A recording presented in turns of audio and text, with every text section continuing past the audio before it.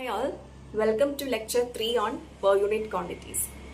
Last video we discussed how to find the base value for impedance in both single phase and three phase system. Formula orkunnando Z base is equal to kV base square divided by MVA base. Z base is equal to kV base square divided by MVA base. അപ്പോൾ ഈ ഒരു സെഷനിൽ നമ്മൾ discuss ചെയ്യാൻ പോകുന്നത് changing the base of per unit quantities. Changing the base of per unit quantities. അപ്പോൾ നിങ്ങൾ ഒരു പവർ സിസ്റ്റം ഇമാജിൻ ചെയ്യുക. So imagine the analysis of A power system consisting of multiple transformers and generators. നിങ്ങൾ ഒരു part of power system എടുക്കുകയാണ്. So ആ പാർട്ടിൽ നമുക്ക് 2 ട്രാൻസ്ഫോമേഴ്സ് ഉണ്ടെന്ന് വിചാരിക്കാം. Okay, you have 2 transformers. അപ്പോൾ ഈ 2 ട്രാൻസ്ഫോമേഴ്സിന്റെയും പെർ യൂണിറ്റ് ഇംപെഡൻസ് വാല്യൂ നിങ്ങൾ കാൽക്കുലേറ്റ് ചെയ്യാൻ പോവാന്ന് വിചാരിച്ചു. Okay, say first transformer is rated for say 11 kV, 100 MVA, and second transformer maybe it is rated for say 220 kV, 500 MVA. അപ്പോൾ നമ്മൾ പെർ യൂണിറ്റ് ഇംപെഡൻസ് ആണ് നമ്മൾ കാൽക്കുലേറ്റ് ചെയ്യാൻ പോകുന്നത് ഈ 2 ട്രാൻസ്ഫോമേഴ്സിന്റെ. പെർ യൂണിറ്റ് ഇംപെഡൻസിന്റെ ഫോർമുല എന്താണ്? Z actual by Z base. അപ്പൊ Z ബേസിന്റെ ഫോർമുല എന്താണ്? KV base square by MVA base. അപ്പൊ ഫസ്റ്റ് ട്രാൻസ്ഫോമറിന്റെ Z ബേസ് കാണുമ്പോൾ ഇറ്റ് വിൽ ബി 11 kV അല്ലേ? അപ്പൊ 11 ഡിവൈഡഡ് ബൈ 100 MVA അല്ലേ പറഞ്ഞത്? അപ്പൊ 11 സ്ക്വയർ ഡിവൈഡഡ് ബൈ 100 കിട്ടും Z ബേസ്. രണ്ടാമത്തെ ട്രാൻസ്ഫോമറിന്റെ ചെയ്യുമ്പോൾ it is 220 square divided by 500. അപ്പൊ ഈ 2 പെർ യൂണിറ്റ് ഇംപിഡൻസസും, അതായത് ആക്ച്വൽ വാല്യൂ ബൈ അതിൻ്റെതായ ബേസ് വാല്യൂ ചെയ്യുമ്പോൾ നമുക്ക് അതിനെ കമ്പയർ ചെയ്യാൻ പറ്റും. ആസ് എ ഹോൾ നമ്മൾ ആ സിസ്റ്റം കൺസിഡർ ചെയ്യുകയാണെങ്കിൽ പറ്റില്ല. It is like comparing 2 different percentages on different denominators. അതായത് അതിന്റെ ബേസ് നമുക്ക് വ്യത്യാസം വന്നു അല്ലെ? സോ നമ്മൾ ആസ് എ സിസ്റ്റം അല്ലെങ്കിൽ ഒരു പാർട്ട് ഓഫ് സിസ്റ്റം നമ്മൾ എടുത്ത് അനലൈസ് ചെയ്യുന്ന സമയത്ത് we have to actually convert the base to a common value. ആ മൊത്തം സിസ്റ്റത്തിന് ഒരു പെർട്ടിക്കുലർ റെഫറൻസ് വാല്യൂ വരണം. So we have to convert the per unit impedance from the old value to the new value. അല്ലെങ്കിൽ ബേസിന് നമ്മൾ old base ചെയ്യുന്ന new ബേസിലേക്ക് നമ്മൾ കൺവേർട്ട് ചെയ്യേണ്ടി വരും. അപ്പൊ അതെങ്ങനെയാണ് കൺവേർട്ട് ചെയ്യുന്നത്? അതിന്റെ ഫോർമുല പെർ യൂണിറ്റ് ഇംപിഡൻസ് നമ്മൾ finally new per unit impedance calculate ചെയ്യുമ്പോൾ വിത്ത് respect to the old per unit ഇംപിഡൻസിൽ നിന്ന് എങ്ങനെയാണ് നമ്മൾ കൺവേർട്ട് ചെയ്യുന്നത്, അതിന്റെ ഫോർമുല, ഈ കാര്യങ്ങളാണ് നമ്മൾ ഈ ഒരു സെഷനിൽ അനലൈസ് ചെയ്യാൻ പോകുന്നത്. അതിന്റെ മാത്തമാറ്റിക്കൽ അനാലിസിസ്. ഓക്കെ, അല്ലെങ്കിൽ ഫോർമുലേക്കിൽ എങ്ങനെ നമ്മൾ ഡിറൈവ് ചെയ്ത് എത്താമെന്ന് നമുക്കൊരു ഈ സെഷനിൽ നോക്കാം. ഓക്കെ, അപ്പൊ നമുക്ക് ആക്ച്വലി നമ്മുടെ ഈ ഫോർമുല ഓർക്കുന്നുണ്ടല്ലോ, Z base is equal to KV base square divided by MVA base. Now ഇപ്പൊ നമ്മള് ഒരു സിസ്റ്റത്തിന്റെ ആക്ച്വൽ ഇംപിഡൻസ് Z ആയിട്ട് കൺസിഡർ ചെയ്യാന്ന് വെച്ചു. Let Z is equal to actual impedance ഓംസിൽ. Z equal to actual impedance in ohms. Z base is equal to base impedance in ohms. Z base എന്നാണ് base impedance. അപ്പൊ Z ആക്ച്വലും ഉണ്ട്, Z ബേസും ഉണ്ട്. അപ്പൊ നമുക്ക് പെർ യൂണിറ്റ് ഇംപിഡൻസ് കാണാൻ അറിയാലോ. ഒരു സർക്യൂട്ട് എലമെന്റ് എടുക്കുകയാണെങ്കിൽ ട്രാൻസ്ഫോമർ തന്നെ എടുത്തു. ട്രാൻസ്ഫോമറിന്റെ പെർ യൂണിറ്റ് ഇംപിഡൻസ് എന്ന് പറഞ്ഞാൽ ട്രാൻസ്ഫോമറിന്റെ ആക്ച്വൽ ഇംപിഡൻസ് പ്രോബ്ലത്തിൽ തന്നിട്ടുണ്ടാവും divided by base impedance. So Z divided by Z base അത് ചെയ്യാം. അപ്പൊ Z ബേസിന്റെ ഫോർമുല നമ്മൾ നേരത്തെ കണ്ടുപിടിച്ചു. That is KV base square divided by MVA base. So Z actual is Z divided by Z ബേസിന് പകരം എന്ത് സബ്സ്റ്റിറ്റ്യൂട്ട് ചെയ്തു? KV base square divided by MVA base നമ്മൾ സബ്സ്റ്റിറ്റ്യൂട്ട് ചെയ്തു. സോ Z പെർ യൂണിറ്റിനെ നമ്മൾക്ക് ഇത് ഈ MVA ബേസ് ഡിനോമിനേറ്ററിൽ നിന്ന് ന്യൂമറേറ്ററിലേക്ക് കൊണ്ടുവരുമ്പോൾ Z per unit is equal to Z into MVA base divided by KV base square എന്ന് കിട്ടും. So you can see that the per unit impedance of the circuit element is actually directly proportional to the base MVA and inversely proportional to the square of the base voltage, right? So Z per unit is directly proportional to base MVA, that is MVA base, and inversely proportional to the square of the base voltage. The formula കാണുന്നുണ്ടെന്ന് വിചാരിക്കുന്നു. Hope this formula is clear. Okay, Z into MVA base divided by KV base square unit. So let this be equation number 1. So now based on this base per unit this formula, we are going to actually find the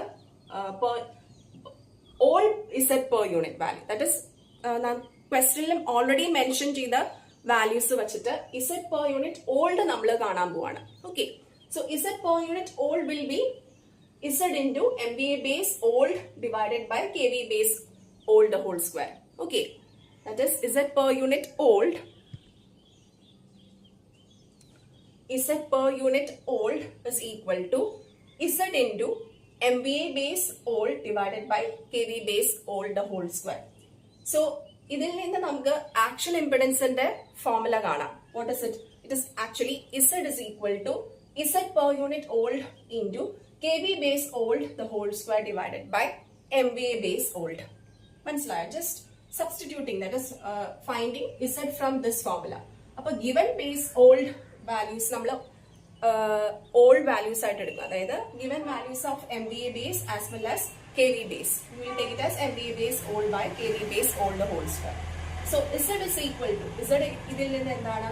Z per unit old into KV base old the whole square divided by MVA base old. Just finding Z from this formula. Okay. അപ്പൊ actual impedance നമുക്ക് ഒരിക്കലും സിസ്റ്റത്തിൽ എന്ത് ചെയ്യാൻ പോകുന്നില്ല, മാറാൻ പോകുന്നില്ല. So Z is equal to Z per unit old into KV base old the whole square by MVA base old. So this is actually the formula for actual value of the impedance of the circuit element with respect to its given rating or the old values. അതിൻ്റെതായ rating വെച്ചിട്ടുള്ള actual impedance നമുക്ക് with respect to Z per unit old നമുക്ക് ഒരു formula നമുക്ക് കിട്ടി. ഇനി നമ്മൾ എന്ത് ചെയ്യാൻ പോവാണ്? പുതിയ ബേസ് വാല്യൂസിലേക്ക് സിസ്റ്റത്തിലേക്ക് നമുക്ക് കൺവേർട്ട് ചെയ്യണം.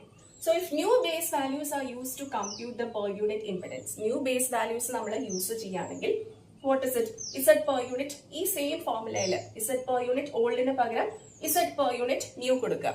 നേരത്തെ നമ്മൾ ട്രാൻസ്ഫോമറിന്റെ എക്സാമ്പിൾ പറഞ്ഞോടെ ഇവിടെ ട്രാൻസ്ഫോമറിൽ നമ്മൾ MVA ബേസ് ഇപ്പം transformer 11 kV 1100 MVA 11 kV 100 MVA ഒരു 220 kV 500 MVA ആണ് എടുത്തെങ്കിൽ ഇവിടെ നമ്മൾ MVA base Z per unit old എങ്ങനെ കാണും? Z into 100 divided by 11 the whole square, right? And now based on this old values you will actually compute the actual impedance of that transformer. So അത് അവിടെ ഇരിക്കട്ടെ. ഇനി നമ്മൾ പുതിയ base values, അതായത് പുതിയ ബേസ് വാല്യൂസ് ഏതാണ്? 220 kilovolt and 500 MVA. 220 kilovolt and 500 MVA. So അത് വെച്ചിട്ട് നമ്മൾ വീണ്ടും എന്ത് ചെയ്യും? We are going to find out the per unit impedance. That is Z per unit new is equal to Z into MVA base new divided by KV base new the whole square. So let that be equation number 4. So ഇനി നമ്മൾ എന്ത് ചെയ്യും? We have already found out from equation 3. Equation 3 എന്താണ്? Actual ഇംപെഡൻസിന്റെ value നമ്മൾ കണ്ടുപിടിച്ചിട്ടുണ്ട്. Actual ഇംപെഡൻസിന്റെ value ട്രാൻസ്ഫോമറിന്റെ it will remain the same. So this Z you can actually substitute for Z from equation number 3 in equation number 4. Okay, so substitute this actual impedance Z is equal to Z per unit old into KV base old the whole square divided by MVA base old. അത് നമ്മൾ ഏതിൽ substitute ചെയ്യും? Z per unit new ഇല് Z substitute ചെയ്ത് കൊടുക്കുക. Z per unit new is equal to Z into MVA base new divided by KV base new the whole square. So for you have to substitute the value of Z in equation number 4 from equation number 3. So substitute for Z from 3 in equation 4. So Z ന് ഈ value നമ്മൾ കൊടുക്കും.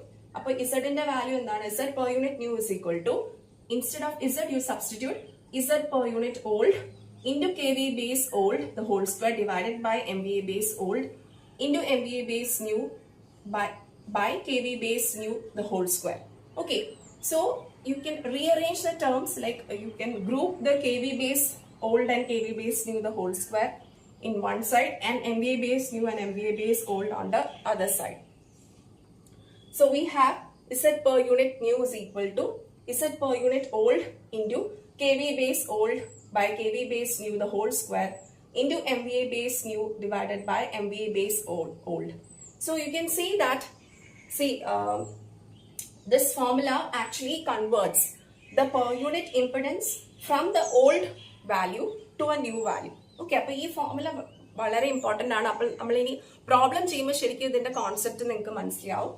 So Z per unit new is equal to Z per unit old into kV base old by kV base new the whole square into MVA base new by MVA base old. ഇവിടെ formula ഒന്ന് ശ്രദ്ധിച്ചു നോക്കുക. kV base old by new എന്നാണ് വരുന്നത്, MVA base new by old. Okay, ആ ഒരു വ്യത്യാസമുണ്ട്. ഇവിടെ പല സ്റ്റുഡൻസും ചിലപ്പോൾ kV base new by kV base old whole square ഇടും. ഇവിടെ MVA base ന്യൂക്ക് പകരം ഓൾഡ് ബൈ ന്യൂ എന്നുണ്ടാവും. അത് ചിലപ്പോൾ ഫോർമുല പഠിക്കുന്നതിലുള്ള തെറ്റ് കാരണം മാറി പോകാറുണ്ട്. പക്ഷെ അത് പ്രോബ്ലം ചെയ്യുമ്പോൾ അത് മൊത്തം തെറ്റിപ്പോകും. So be very sure of this formula. Okay, so this is the formula for converting the per unit value from the given or the old values to the new values. അപ്പൊ നമ്മുടെ calculation ഒരു common റെഫറൻസിലേക്ക് കൊണ്ടുവരാനും എളുപ്പമാക്കാനുമാണ് നമ്മൾ ഈ formula use ചെയ്യുന്നത്. Okay, Z per unit new is equal to Z per unit old into kV base old by kV base new the whole square into MVA base new by MVA base old. Okay, അപ്പൊ ഇനി coming സെഷൻസിൽ നമുക്ക് problems ചെയ്യാം. അപ്പൊ കുറച്ചും കൂടെ മനസ്സിലാവുന്ന ഈ ഒരു കോൺസെപ്റ്റ് കേട്ടോ. So just for the time B go through the derivation. I will give the notes in the description and please study the formula very properly so that we can do more problems more easily in the next sessions. Okay, so thank you.